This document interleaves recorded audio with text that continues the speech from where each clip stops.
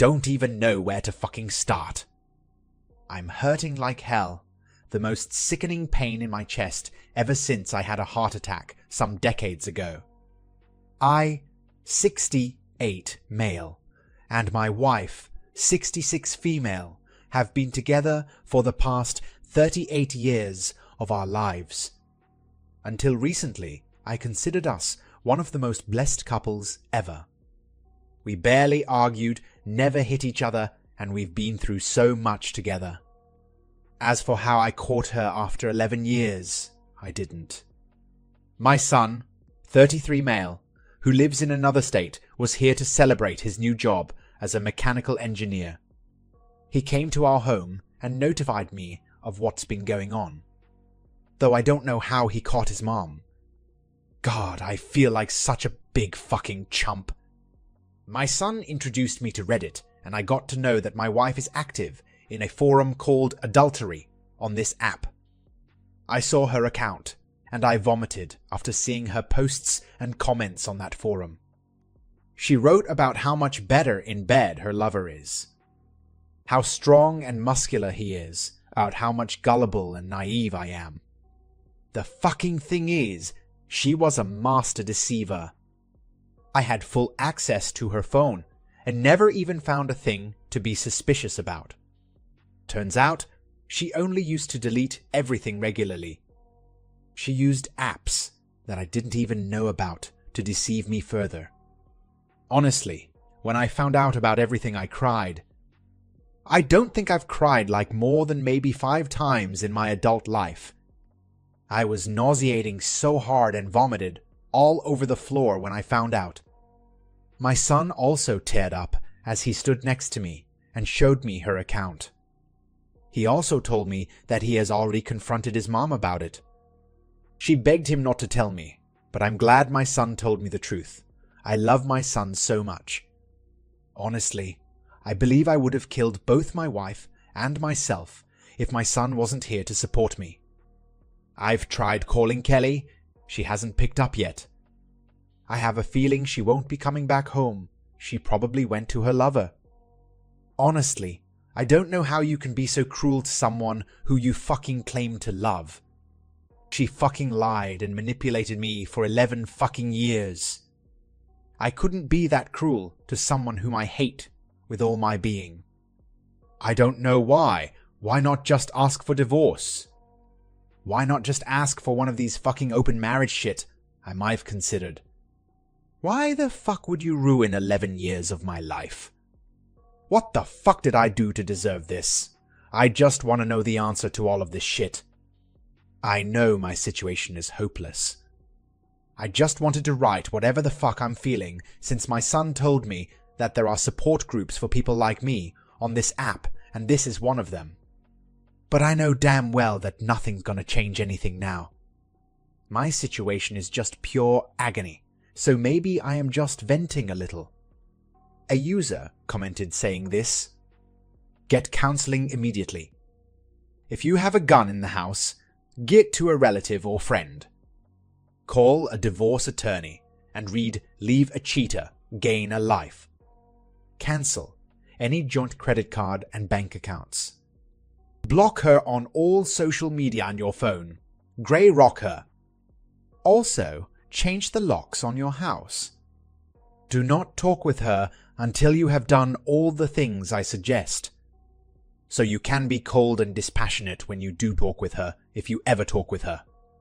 Tell your friends and relatives what she has done. Get out ahead of her, so she doesn't control the message." Op replied to this comment with this: "Thanks for the advice. I don't have any guns, though my son has calmed me down enough to not do anything I will regret later. I've talked to my lawyer, and he told me to block Kelly from all places and only communicate in the presence of lawyers.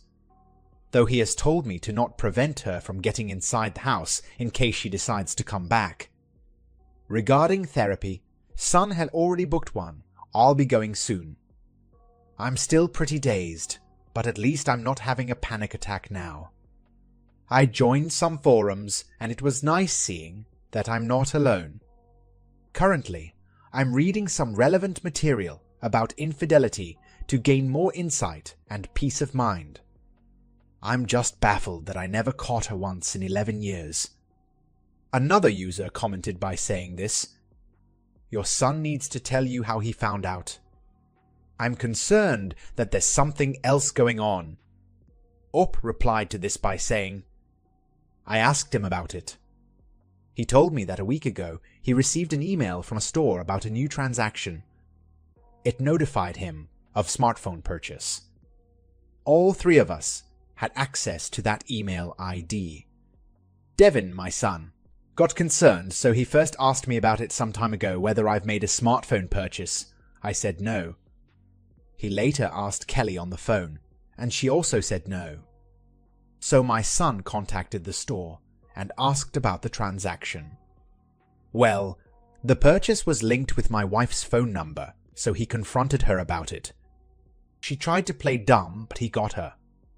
He basically threatened her to tell the truth or he'll notify me about it.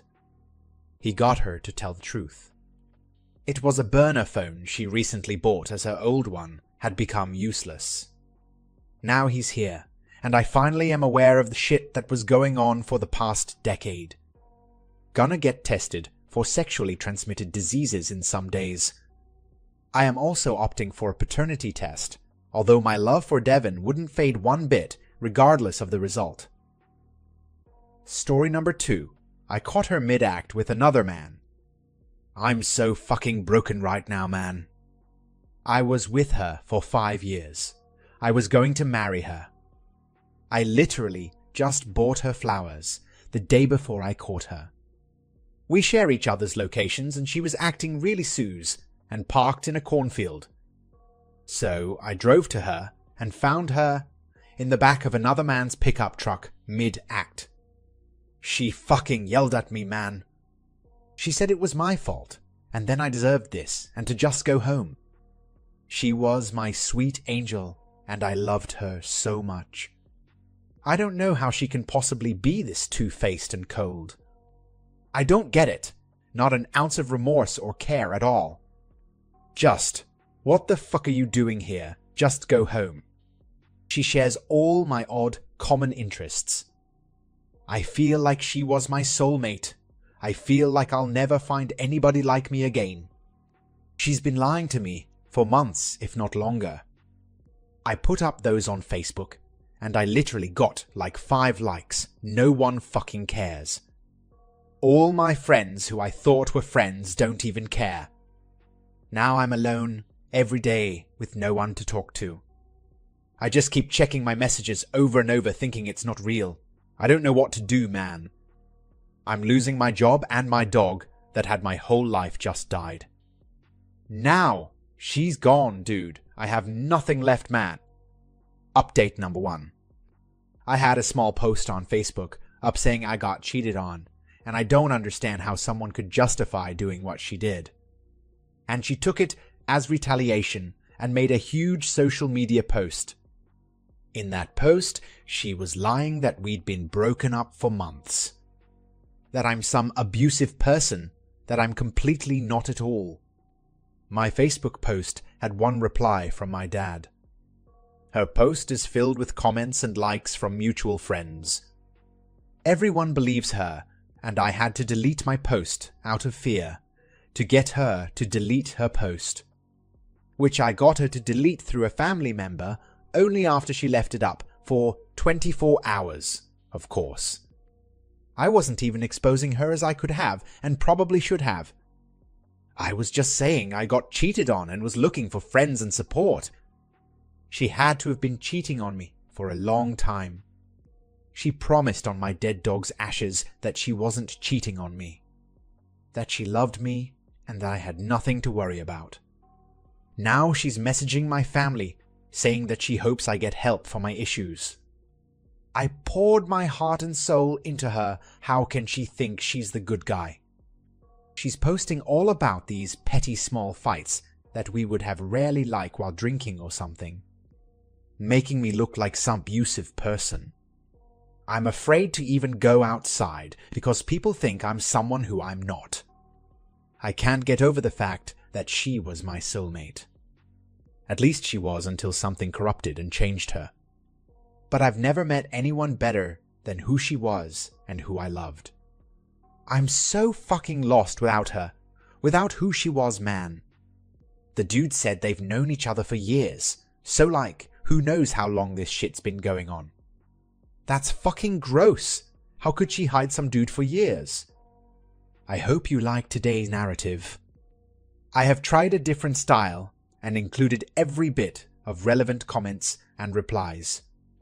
Comment down below if you liked today's narration style and want me to include comments in my narrations. To anyone watching this, do give me your feedback on both of these stories. In the end, if you haven't subscribed yet, please do. We are very close to 1,000 subscribers. It can often be said that there is a thin line between love and hate. Many of us walk this line every day. Friends, family, and co-workers, I can't believe I once liked that guy. Then there are those that are always telling you about the human condition or how you need to stop being so hateful. They are the ones that talk about showing your humanity. Me? I just worry about my condition and that of my family. It's good to have friends, but be realistic. Friends you can only be trusted so far. And in my case, not all family or friends had my back. This was a hard lesson that I learned firsthand. The good thing in all this was, I found out who my real family and friends are. My name is Pace Jensen. I'm 29 years old, ex-football player, and an avid runner. I am married to Amy. She is a hot little mama with the attitude to match. But the best thing in my life is that I'm a father of 3 little boys. Amy and I had been married for about 7 years at the time of our downfall. The reason we had kids so fast and often was I couldn't get enough of my wife. I lived and breathed Amy. That's where I believe was my downfall begun. We took our vows. It was the day after our college graduation. Amy majored in secondary education and I majored in management information systems. Amy landed a job at one of the elite private schools in Dallas, and I worked for Empire Funding. We had a pretty good start out in life. During our marriage, there were ups and downs like most marriages, but nothing major. I think our first fight was when I wanted to buy a 1968 Shelby Cobra. To top it off was a candy apple, red with 2 white stripes down the middle. Unlike some people I know, I could afford a $100,000 car, but I do love classic ones. Anyway, like I said, Amy and I had a great life. We lived pretty close to my family, which I thought was a good thing. My mom and dad were in their 50s, and also had a younger brother named Rob. Rob was 17 and attended the same high school that Amy taught in. In fact, she taught one of his classes. I think Rob was an oops baby because he was 12 years younger than me. Rob and I were as close as you can be to a little brother who is 12 years younger than you. When anything happened or when Rob needed something, I was the one expected to make the sacrifice. That was how my family lived. It was our motto, you need to man up and deal with it. Be the hero, son. Just let your little brother have it. You'll come out better in the long run. My father said that so much, it got to the point where I would just walk away. Another good thing in my life was my best friend, Jeffrey Parks. He was the brother that I wish I had. We had been best buds since the 3rd grade, and if anyone knew how I felt, he did. Jeff was an attorney, and I expected him to cover my back in all legal matters. Anyway, last Monday, when I got home, Amy told me she had taken the boys over to her sister's house. It was 4 doors down. When she told me that, I figured that she wanted some alone time, if you know what I mean, but she said she wanted to tell me something. I didn't think life could get any better, but then Amy said she was pregnant. I wanted to know when the baby was due, so we could start buying things before the baby got here. I think I was as happy as a man could be. Hell, I just hoped this one would be a little girl so I could spoil her to death. But for some reason, Amy was a little out of it and had this faraway look on her face. I asked her what was wrong. "Pace, it's not your child." Amy said it so softly I didn't catch it. "What's going on, Horn? Why are you so down?" "Pace, I love you, but I'm not having any more of your kids," said Amy. I was a little taken aback and asked her why. "Amy, you always said you wanted a big family, so why the sudden change?" "Pace, Lord, this is going to be hard." Then Amy started walking around like whatever she going to say would be life-changing. "Amy, I love you no matter what, so just tell me how you feel right now. Just say it." Then she stopped, pulled out her phone, and hit speed dial. "Can you come over here, please?" Whomever she was talking to, it sounded like they knew more about this than I did. "Amy, who was that, and what in the hell is going on?" Amy said, "Just hold on, Pace. I need help getting my words through to you." I asked her who was coming over, and what it was that she just couldn't tell me without help. Hell, if you can't tell your husband, who else in the hell could you tell? All kinds of things went through my head, none of them good, but what was coming next blew me away. 2 minutes later, the doorbell rang. Amy answered it, and when she came back, she was being followed by my mom, my dad, and my 17-year brother Rob. "Okay, Amy, what the fuck is going on?"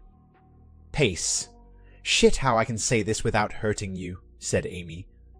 Rob just interjected.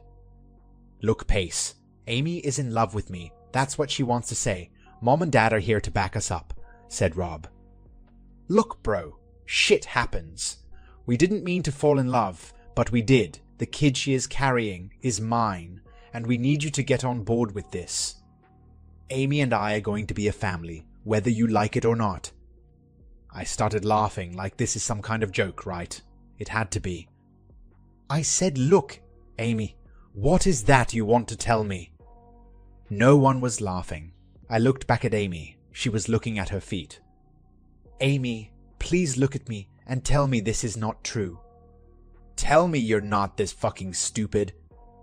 My dad said, "Son, I know this is hard, but what's done is done. I know you're hurting right now, but Rob is your brother, and so how we have to find a way to pull through this. We know it asking a lot, but sacrifices have to be made." I asked, "My mom, was she a part of this?" She said, "Son, I love both of my boys. I don't want this to tear our family apart.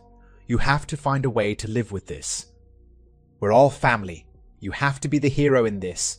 You need to find it in your heart to not be angry and do the right thing."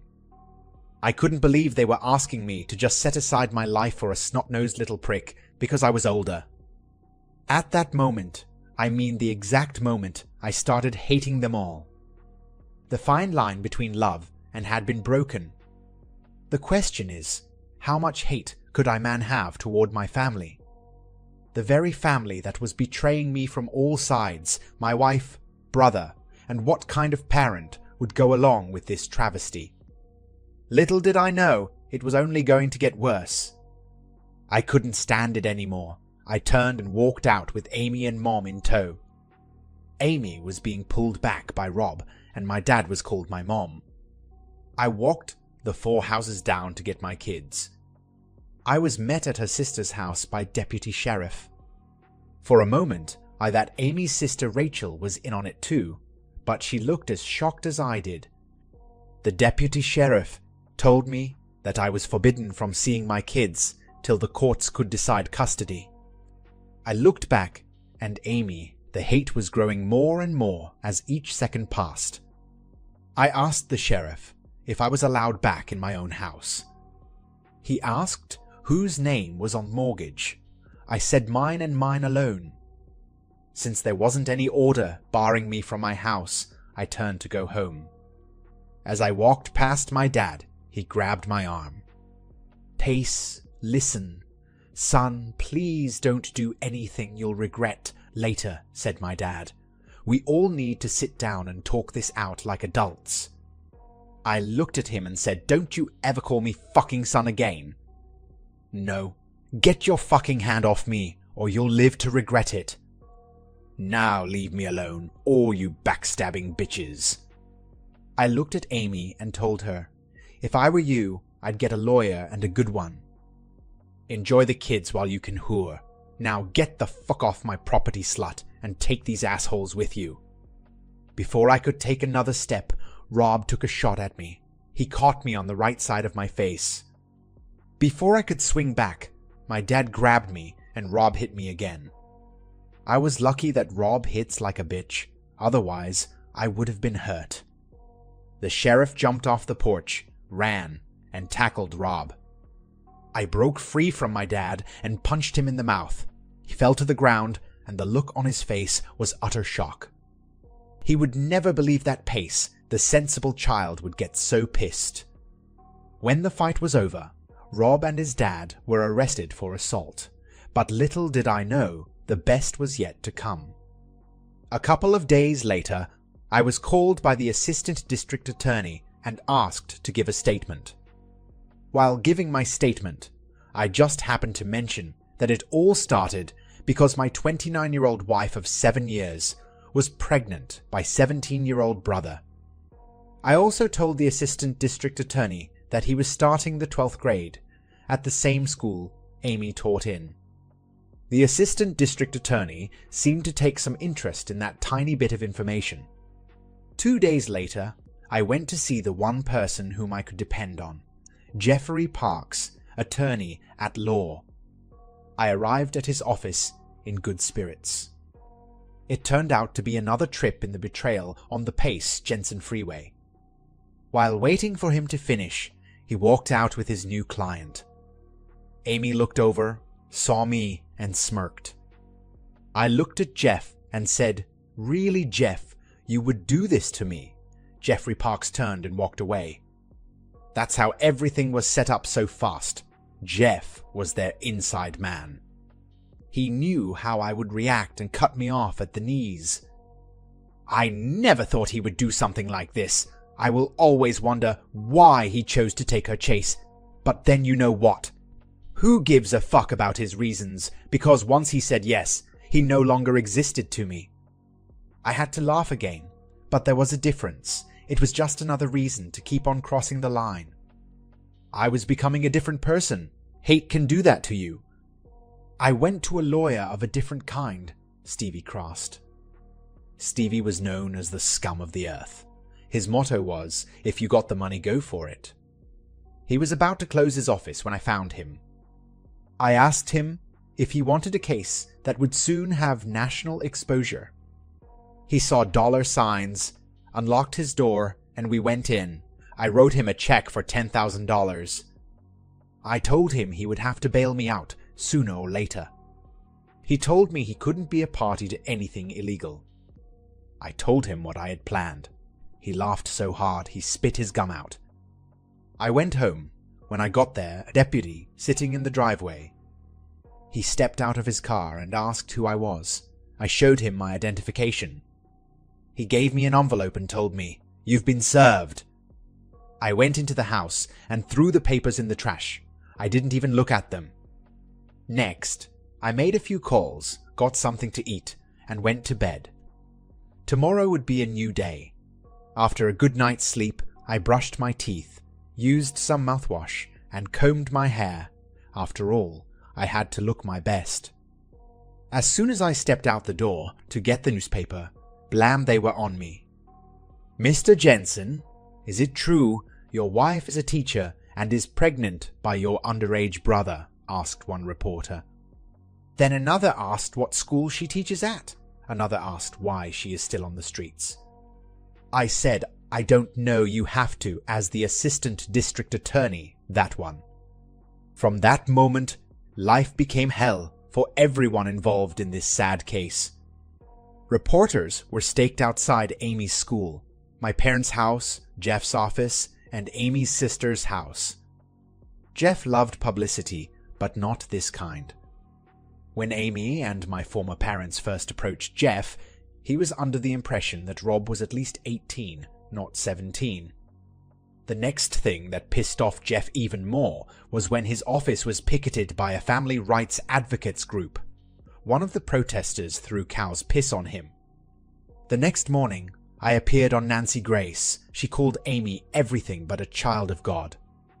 If any of you watch Nancy Grace's TV show, you know once she gets hold of a story, she's like a dog with a bone.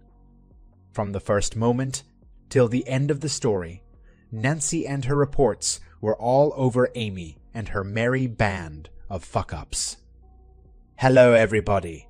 A child molester is running free on our streets and pregnant by a young, impressionable young man. And where is the district attorney? Yelled Nancy. I recorded the show. I looked rather dapper if I say so myself, but the camera does add 10 pounds. 2 days later, Amy was arrested for sex with a minor, breaking the public trust and our word. Rob was removed from my parents' custody and went to a juvenile facility. Eventually, he and my parents learned he had to stay there until he turned 18.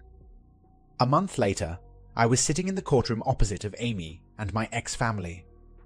She was being represented by the asshole that used to be my friend. The only one whom I felt sorry for was my mom. She just sat there with a sad look. It was heartbreaking, but then so is life. Over the last month, Amy and Mrs. Jensen called me hundreds of times, asking if I would sit down and talk to them before it got too far. I asked Amy one question. Did you sit and talk to me before you fucked my brother? She didn't answer, so there was no need to talk. After Amy was arrested, my kids were returned to me. In a quick custody hearing, the judge awarded me full custody, child support, and the home that was in my name already. As the criminal trial approached, I was set to testify. I wanted to make sure that Hoare served a long time in prison, but it wasn't to be. Amy never went to trial. She took a plea bargain and got 3.5 years. In her statement at sentencing, she begged for my forgiveness. I almost felt sorry for her. Her life was in ruins. Her teaching career was over, and worse or best of all, she would have to register as a sex offender for the rest of her life. It's been 4 years since then. I took the kids and moved 2,000 miles away. We are a 7-member family now, my 3 sons and Amy's 2 little girls. We're like a smaller version of the Brady Bunch. I know, the crowd are going to call me a wimp. And you know what? They would be fucking wrong. Do you think I'm stupid enough to stay with any whore that would fuck my ex-little brother? No. What do you think about this story? Share your thoughts down in the comments section. Make sure to subscribe to WTF Media for more stories. I upload real-life stories daily on my channel, so make sure to subscribe to it.